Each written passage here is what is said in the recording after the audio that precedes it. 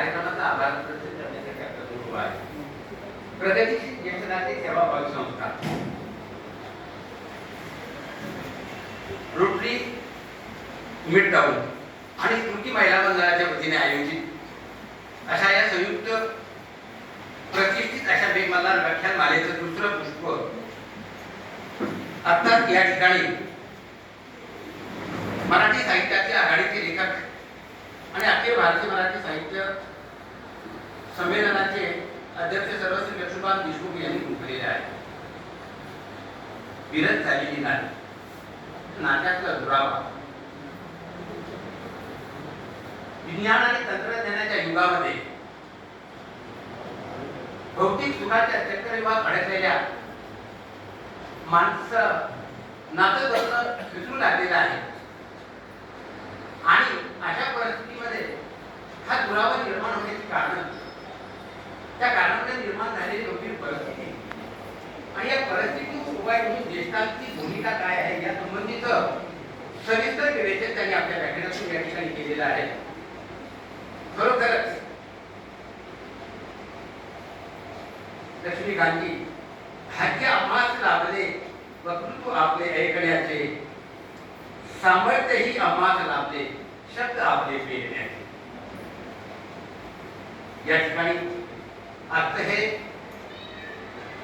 व्याख्यानमालेचं दुसरं पुष्प गुंफत असताना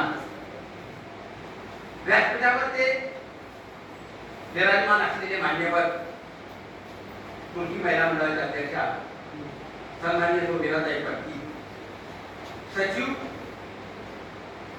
सौ सुमेधा मुन्नाबादकर, तत्वतात रोटरी क्लबचे अध्यक्षा सौ अलकनंदा कुठेकर आणि सचिव म्हणून उपस्थित असलेल्या वालेकर, आपल्या संस्थेचे अध्यक्ष प्रमोद बेंडे सर, वंदना देशमुख, कमलाकर पाठक, ही संस्थेची कारभार धुरा सांभाळणारी मान्यवर मंडळी, त्यासोबतच त्यांना साथ देणारी कार्यकारी मंडळ म्हणजे संपाद आपलं व्यवस्थापन मंडळ, सन्माननीय सर्व माजी अध्यक्ष. विशेष म्हणजे या कार्यक्रमाचं लाईव्ह प्रसारण करून सभासदापर्यंत हा कार्यक्रम पोहोचणारे पत्नी सर, स्वागत गीत गाणारे सर्व कलावंत आणि त्यांना मार्गदर्शन करणारे संगीत दिग्दर्शक, या सर्वांचं या ठिकाणी या कार्यक्रमाच्या वतीने संयोजक या नात्याने मी आभार व्यक्त करतो.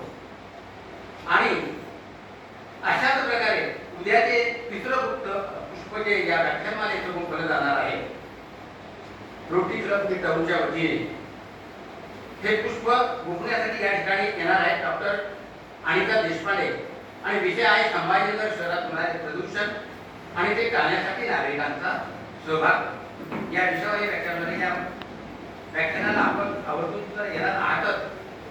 तत्वतः या महिन्यामध्ये 23 जुलैला श्री पोहनेरकर सर आणि मगर सरांचा सुश्राव्य असा मोठी हसू नयनी हसू म्हणजे हसू आणि हसू हा सुंदरसा कार्यक्रम या ठिकाणी आयोजित करण्यात आलेला आहे. त्यासोबतच 25 जुलैला आषाढी एकादशी निमित्त विठ्ठलाची पूजा आरती प्रसाद हा आपला वार्षिक कार्यक्रम देखील होणार आहे. या सर्व कार्यक्रमाला येत असताना आपल्याला 27 तारखेची देखील आठवण ठेवायची की त्या दिवशी आपली 27 तारीख म्हणजे सोमवार 27 जुलै या ठिकाणी आमसभा होणार आहे. त्या आमसभेला देखील आपल्या सर्वांची उपस्थिती प्रार्थनीय आहे.